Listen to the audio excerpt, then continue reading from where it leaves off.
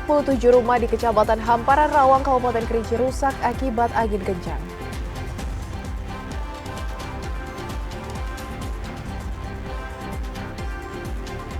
Program makan bergizi gratis membuka lapangan pekerjaan bagi masyarakat.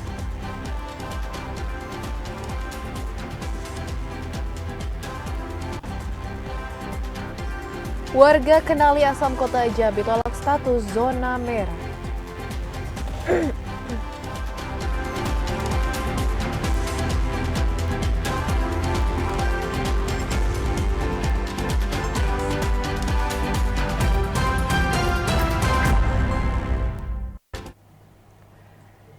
Assalamualaikum warahmatullahi wabarakatuh pemirsa. Terima kasih Anda masih menyaksikan Jambi hari ini pada edisi Senin 6 Oktober 2025. Ya, selain 3 topik utama tadi, tim redaksi kami juga telah menyiapkan sejumlah informasi penting dan menarik lainnya untuk Anda. Bersama saya Septinita. Dan saya Rahmadani Putri, inilah Jambi hari ini selengkapnya.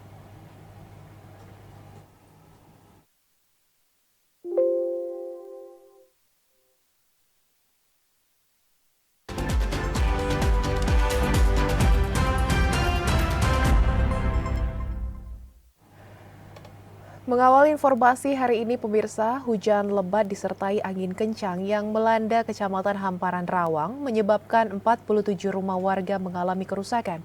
Hingga saat ini sebagian masyarakat yang terdampak angin kencang terpaksa mengungsi di rumah kerabat mereka. Beginilah video amatir yang memperlihatkan kondisi rumah warga di Kecamatan Hamparan Rawang yang mengalami kerusakan akibat hujan lebat disertai angin kencang. Kondisi itu menyebabkan 47 rumah warga mengalami kerusakan. Salah seorang warga desa Simpang 3 Rawang Yerfitni mengatakan, kejadian berlangsung pada Minggu sekitar pukul 16.30 waktu Indonesia Barat. Kejadian bermula saat hujan lebat yang disusul angin kencang melanda rumah masyarakat dan menyebabkan atap rumah terbawa angin hingga 100 meter. Hal itu menyebabkan sebagian rumah warga tidak dapat dihuni. Warga terpaksa mengungsi ke rumah kerabat terdekat. Sekitar jam 4.30. Itu sebelumnya tuh ada hujan Pak ya? Hujan dulu baru angin. Posisi Bapak kemarin di mana Pak pas kejadian? Di rumah Pak, di luar rumah. Pas hujan saya masuk ke rumah. Nggak lama nyampe di rumah, angin nyampe Pak, angin kencang. Camat Hamparan Rawang Maksal Hadi mengatakan, berdasarkan pendataan dari 47 rumah, hanya 9 rumah warga yang mengalami rusak berat dan 38 rumah warga lainnya rusak ringan. Desa yang terdampak hujan lebat dan angin kencang itu berada di Desa Koto Teluk, Simpang 3, Cempaka, dan Kampung di Ilir. Jadi untuk kemarin itu, untuk bencana puting beliung di Kecamatan Rawang, total jumlah yang rusak itu sebanyak 47. Kemudian dari 47 itu yang rusak berat itu ada sekitar 7 Pak. 9 yang rusak berat. Kemudian sisanya 37 itu adalah rusak ringan Pak.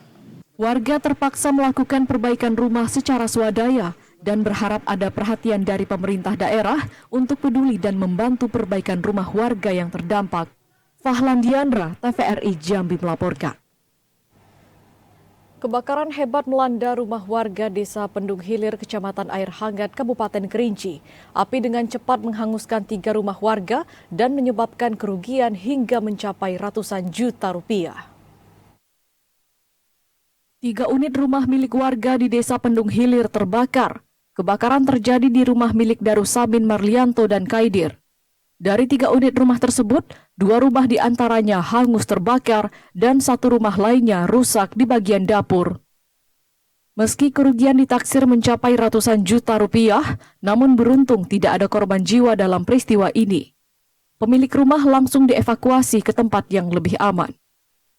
Kepala Bidang Pemadam Kebakaran dan Penyelamatan Kabupaten Kerinci Siswadi mengatakan, setelah mendapatkan laporan dari warga, pihaknya langsung mengerahkan 40 personil dan 3 unit mobil pemadam ke lokasi. Dalam waktu sekitar 20 menit, petugas berhasil memadamkan api. Kepala Desa Pendung Hilir Tibartono mengatakan, warga yang rumahnya terbakar sudah dievakuasi ke rumah keluarga terdekat. Hingga saat ini, penyebab kebakaran masih dalam penyelidikan pihak terkait. korban dari kebakaran ini ada beberapa kakak dan sekarang sudah diungsikan ke rumah keluarga beliau. Proses pemadaman sempat terkendala karena petugas sulit mendapatkan sumber air. Jarak antara sumber air dan titik kebakaran yang cukup jauh membuat proses pemadaman membutuhkan waktu yang cukup lama. Ilwan, TVRI Jambi melaporkan. Saudara, kehadiran program makan bergizi gratis mampu menjadi sumber lapangan pekerjaan bagi 49 orang yang mengoperasionalkan dapur MBG di Kecamatan Jambi, luar kota. Para pekerja beraktivitas sesuai dengan keahlian masing-masing, mulai dari memasak hingga mendistribusikan makanan ke sekolah. Program makan bergizi gratis yang digagas Presiden Prabowo Subianto terus memberikan dampak nyata tak hanya bagi anak-anak sekolah, namun juga masyarakat yang mendapatkan kesempatan lapangan kerja. Para pekerja yang bergabung dari berbagai latar belakang termasuk mereka yang kehilangan pekerjaan akibat karena adanya pengurangan karyawan di suatu perusahaan. Salah seorang pekerja di dapur MBG Desa Rengas Bandung, Kecamatan Jambi, luar kota, Kabupaten Muaro Jambi, Ana Maria mengatakan, sebagai salah satu juru masak di dapur MBG, pengelola dapur MBG selalu mengupayakan agar masakan yang disajikan selalu higienis untuk pemenuhan gizi bagi para generasi bangsa. Para pekerja bersyukur atas program pemerintah kali ini yang dapat membantu mereka dalam memenuhi kebutuhan keluarga. Ini jam berapa dari rumah? Jam 12. Jam 12 malam ya datang ke sini ya? Kerjanya jam 12, jadi tergantung juga loh yang dimasak gitu. Oke, kalau seperti telur ini mulainya dari jam berapa, Bu? Jam 3-an. Ya jam 3 lah, karena banyak proses juga. Tadi ngupas telur, ngapus dari cangkangnya gitu.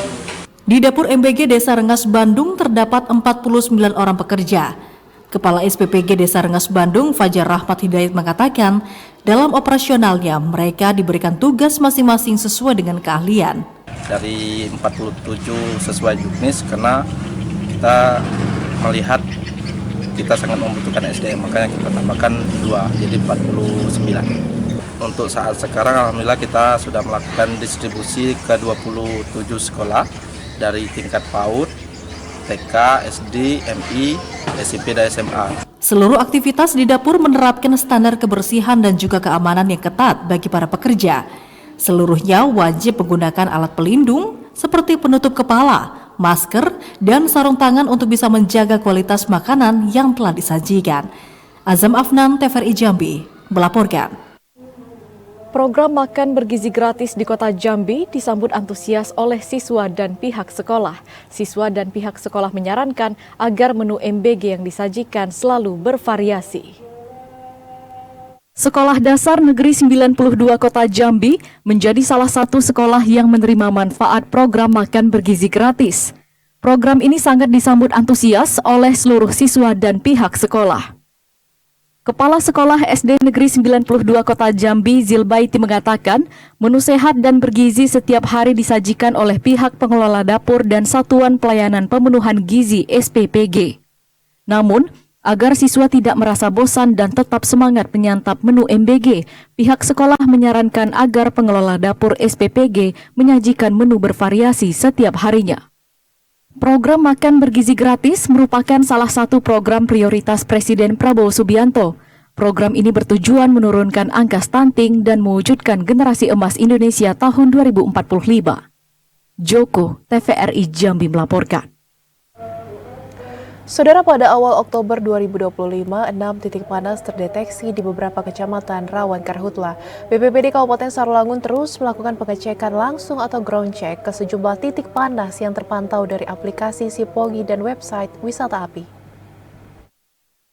Selama sepekan terakhir, tim gabungan Satgas Karhutla yang terdiri dari BPBD, Manggala Agni, TNI dan Polri, serta masyarakat peduli api terus melakukan ground check titik panas di sejumlah wilayah yang terpantau munculnya titik panas. Kabid Kedaruratan dan Logistik BPBD Kabupaten Sarolangun Yen Aswadi mengatakan, perubahan cuaca yang tidak pasti menyebabkan sejumlah titik panas dalam satu pekan terakhir bermunculan. Titik panas yang terjadi di sejumlah kecamatan tersebut diduga akibat adanya pembukaan lahan perkebunan oleh masyarakat dengan cara dibakar. Titik panas saat ini terpantau tidak hanya di kawasan rawan karhutla, namun juga terpantau dan berada di wilayah tanah mineral. Sudah 4 hari terakhir kami melaksanakan project. Itu ada beberapa titik. Yang pertama di Kecamatan Pelapan, kemudian Kecamatan Selangun, kemarin di Kecamatan Kelawan dan juga Selangun. Hari ini ada di 3 kecamatan, ada di Kecamatan Selangun, kemudian Pau dan Engkang.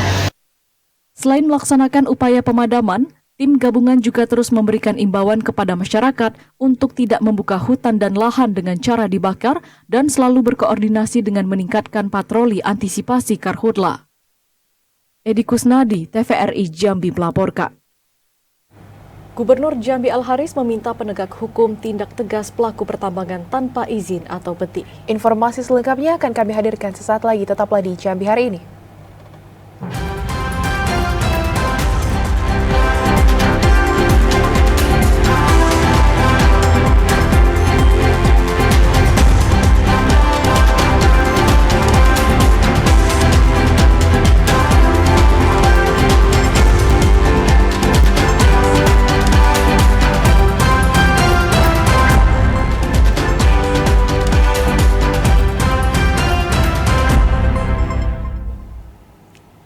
Anda kembali bergabung bersama kami di Jambi hari ini.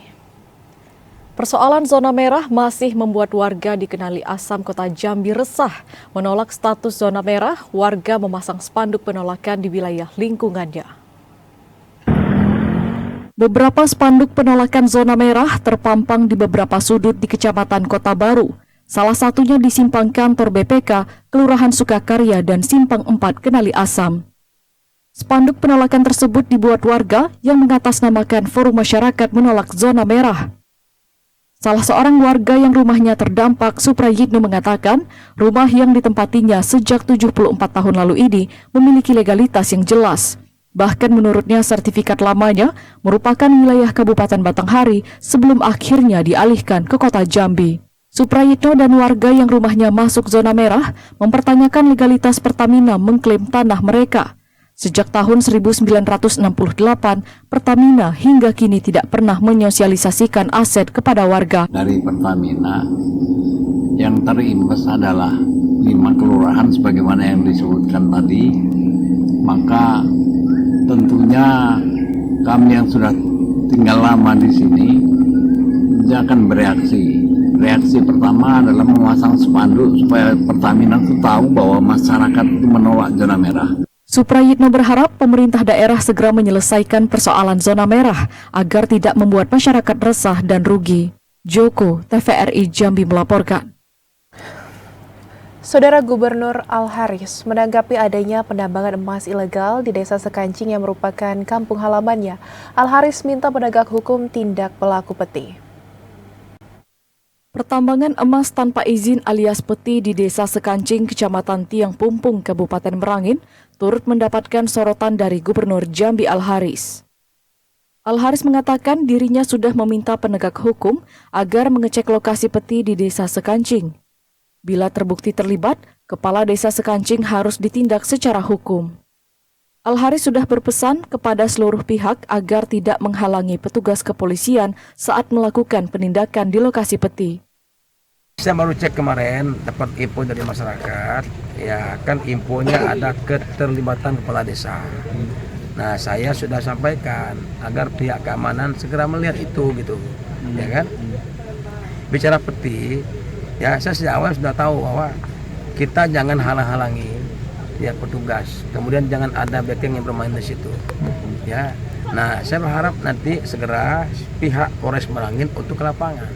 Pemerintah Kabupaten Merangin melalui inspektorat akan memanggil kepala desa untuk dimintai keterangan.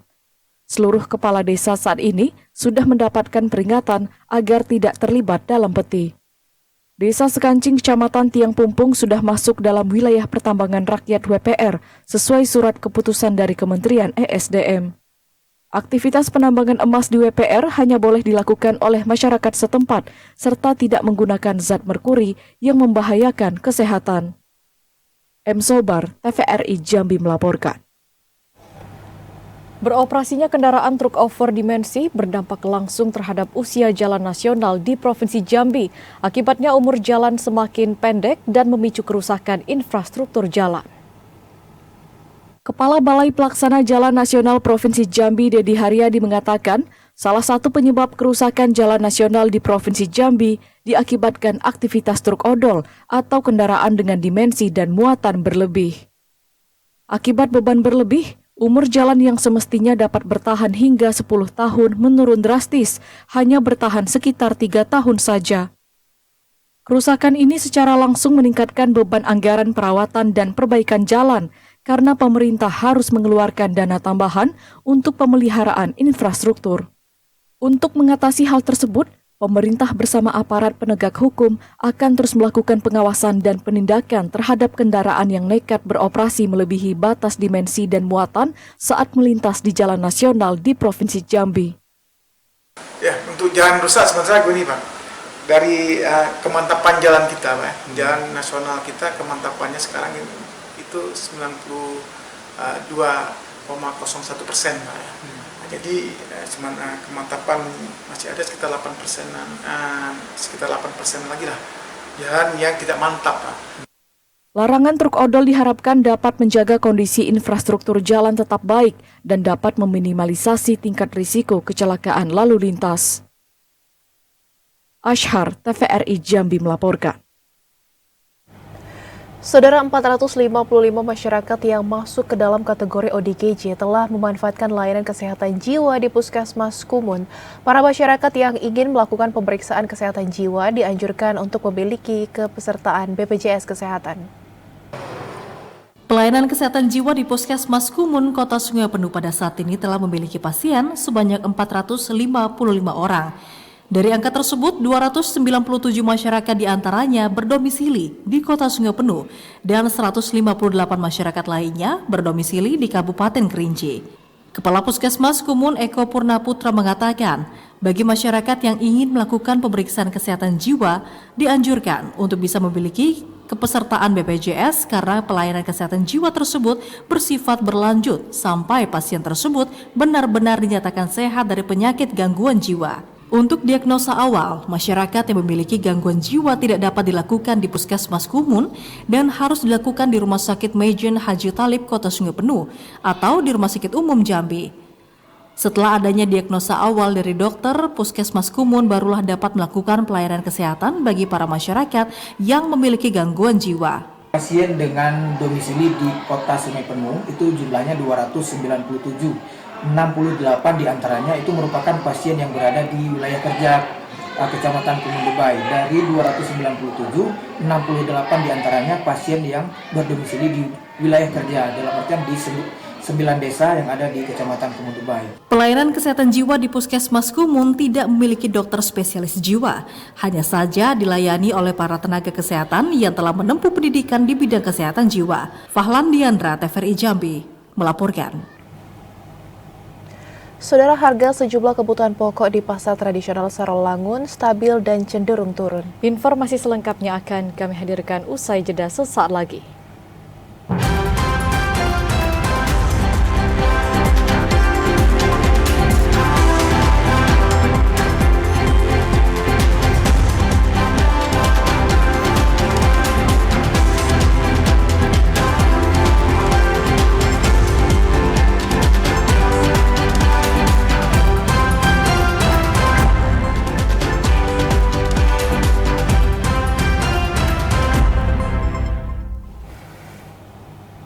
Anda kembali bergabung bersama kami di Jambi hari ini. Harga sejumlah kebutuhan pokok di pasar tradisional Sarolangun stabil dan cenderung turun. Hanya telur ayam ras yang mengalami kenaikan harga Rp2.000 per karpet. Harga sejumlah kebutuhan pokok dalam 2 pekan terakhir di pasar tradisional atas Sarolangun relatif stabil dan cenderung turun. Hanya ada beberapa komoditas sembako yang mengalami fluktuasi harga, terutama harga cabai merah dan telur ayam ras. Salah seorang pedagang di pasar tradisional atas Sarolangun, Nengsri, mengatakan pasokan sembako di pasar tradisional dan sejumlah kios saat ini mencukupi. Kondisi ini menyebabkan harga kebutuhan pangan pokok strategis masyarakat seperti harga gula pasir, beras, tepung terigu, dan minyak curah turun. Tidak hanya itu, penurunan harga sembako saat ini juga dipengaruhi adanya operasi pasar dan pangan murah yang rutin digelar pemerintah. Kalau untuk minyak stabil, gula agak turun. Gula biasa 19, ini 18, bisa jadi 17. Kalau lainnya masih stabil lah, Bang. Pemerintah Kabupaten Sarawangun melalui Tim Pengendalian Inflasi Daerah TPID menjelang akhir tahun ini berkomitmen akan terus memantau dan mengendalikan harga kebutuhan pokok untuk menjaga inflasi dan daya beli masyarakat. Edi Kusnadi, TVRI Jambi melaporkan. Saudara, harga tomat di tingkat petani Kabupaten Kerinci turun drastis. Kondisi ini membuat petani terancam mengalami kerugian di tengah meningkat biaya perawatan tanaman terutama pada kondisi cuaca ekstrim. Dalam 3 minggu terakhir, harga tomat di Kabupaten Kerinci terus mengalami penurunan. Penurunan harga tomat salah satunya disebabkan panen raya yang terjadi secara bersamaan membuat pasokan melimpah dan permintaan dari luar daerah menurun. Salah seorang petani Aldo mengatakan, pihaknya terpaksa menjual hasil panen dengan harga murah untuk menghindari kerugian yang lebih besar. Biaya tanam dan perawatan yang tinggi membuat petani merugi. Berlimpahnya hasil panen saat ini tidak sebanding dengan hasil penjualan. Harga yang rendah membuat petani sulit menutup biaya produksi dan membebani perekonomian masyarakat. Berapa harga tomat sekarang, Mas? Sekarang turun 4.000. 4.000 sebelumnya? Sebelumnya 7.000, 8.000 kan. Ini udah berapa lama turunnya? Sekitaran 2 minggu, 3 mingguan. Iya. Jadi harapannya apa, Pak? Semoga membaik lagi kan harganya dari petani kan. Harapannya apa, Pak? Supaya baik lagi kan harapannya. Petani berharap adanya langkah dari pemerintah untuk menstabilkan harga dan membuka pasar penjualan baru agar hasil panen mereka tidak sia-sia. Ilwan, TVRI Jambi melaporkan. Saudara, usai jeda kami akan kembali dengan sejumlah informasi lainnya. Di antaranya pentingnya menanamkan literasi sejak dini sebagai upaya mencegah buta aksara.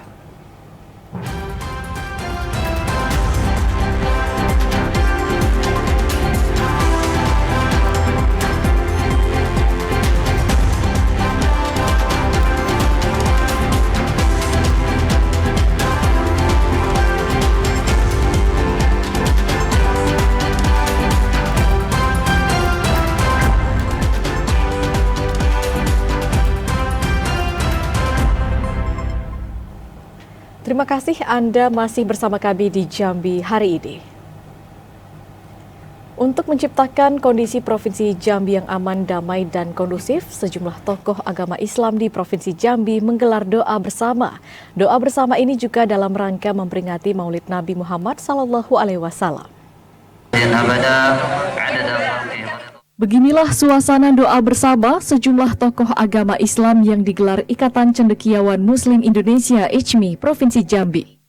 Doa bersama tokoh agama ini untuk mendoakan Indonesia, khususnya Provinsi Jambi, agar selalu dalam suasana yang aman dan kondusif.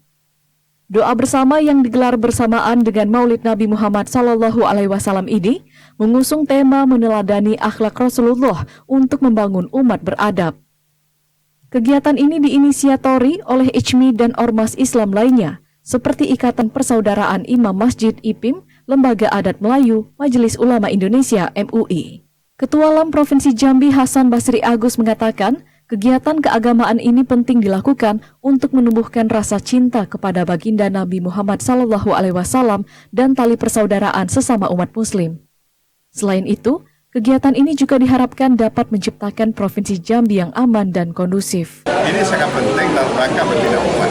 Kalau organisasi ini kompak bersamanya, insya Allah Jambi ini akan sebaik ini. Dan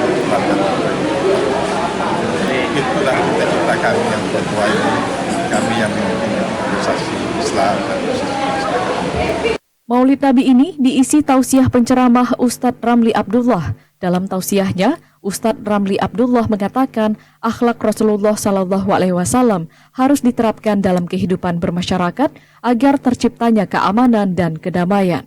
Yogi Ramadhani, TVRI Jambi melaporkan. Saudara, upaya menumbuhkan minat baca dan menulis sejak dini menjadi langkah penting dalam mencegah buta aksara di masa depan. Kesadaran akan pentingnya literasi kini mulai ditanamkan sejak anak usia dini.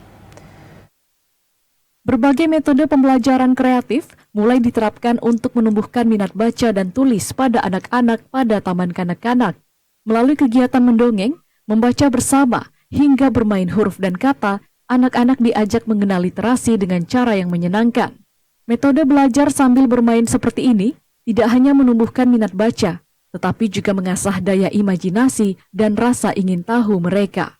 Selain itu, keberadaan pojok baca turut menjadi daya tarik tersendiri. Koleksi buku bergambar dan cerita sederhana membantu anak-anak berinteraksi dengan buku tanpa merasa terpaksa. Dari sinilah bibit kecintaan terhadap membaca mulai tumbuh.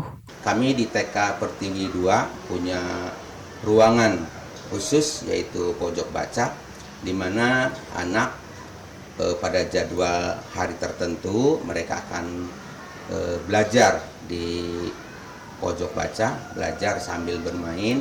Di sana banyak buku-buku sesuai minat anak, mana buku yang akan anak itu ambil. Peran orang tua juga sangat dibutuhkan dalam mendukung keberlanjutan literasi di rumah. Kegiatan sederhana seperti membacakan dongeng sebelum tidur, mengenalkan huruf di sekitar, atau mengajak anak bercerita tentang pengalaman harian dapat memperkuat stimulasi literasi sejak dini. Peran orang tua di rumah juga sangat penting bagi pertumbuhan perkembangan akademik anak. Jangan hanya kita menyerahkannya kepada sekolah, dan untuk di rumah pun, apalagi kalau TK itu kan minimal dia harus tahu kosakata dulu kan, huruf. Untuk mengajarinya itu mungkin kita bisa melakukan dengan, atau sebelum tidur itu kita membaca buku cerita untuk anak itu sendiri. Berbagai macam kegiatan literasi diharapkan mampu menjadi pondasi penting bagi anak-anak dalam mengembangkan kemampuan berbahasa serta berpikir kritis di masa depan.